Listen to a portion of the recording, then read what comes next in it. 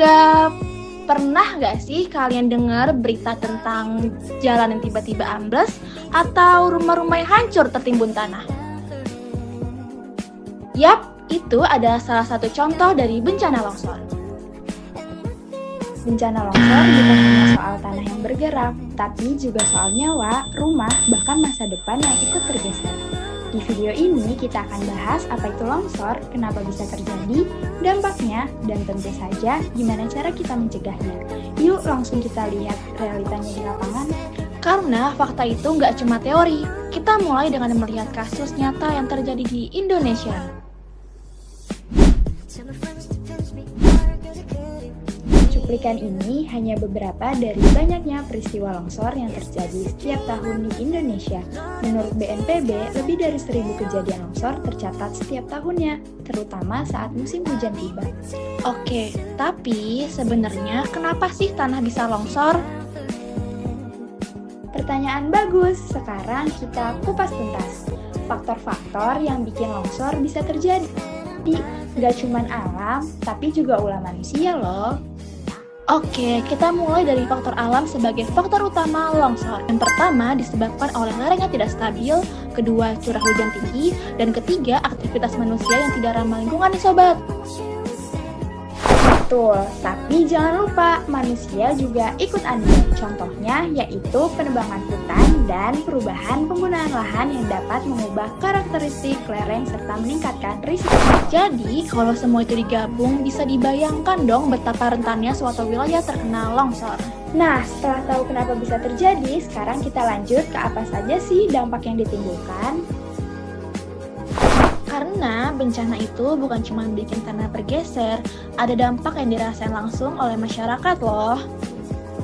Dari segi kesehatan sampai kehidupan sosial mereka. Yuk bahas beberapa dampaknya, mulai dari korban jiwa, kerusakan infrastruktur, sampai gangguan psikologis. Dari sisi kesehatan, longsor bisa menyebabkan berbagai dampak negatif, di antaranya luka berat, trauma, hingga wabah penyakit di pengungsian.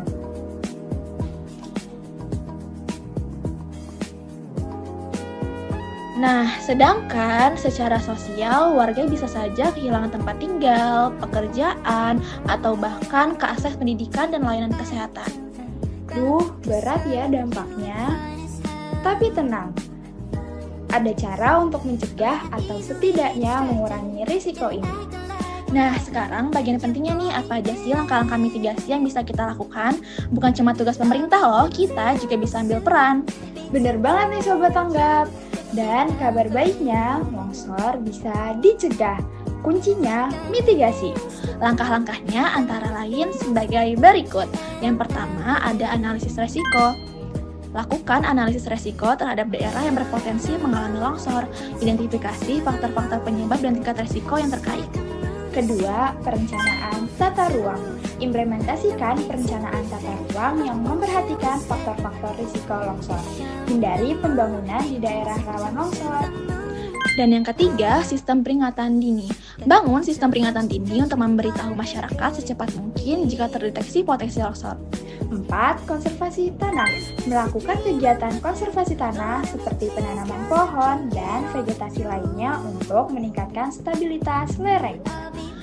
Dan selanjutnya yang kelima, drainase yang baik. Drainase yang baik pastikan sistem drainase berfungsi dengan baik untuk mengurangi risiko tanah menjadi jenuh air. Keenam, pendidikan masyarakat. Tingkatkan pemahaman masyarakat tentang bahaya longsor dan langkah-langkah yang dapat diambil untuk mencegah melalui kampanye edukasi. Dan yang terakhir ada pemantauan rutin. Tingkatkan pemahaman masyarakat tentang bahaya longsor dan langkah-langkah yang dapat diambil untuk mencegahnya melalui kampanye edukasi. Dengan upaya-upaya mitigasi tersebut, kita bisa membuat lingkungan jadi lebih tangguh hadapi bencana.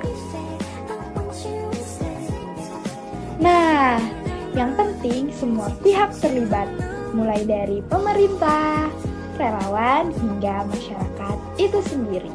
Nah, semuanya harus berperan ya.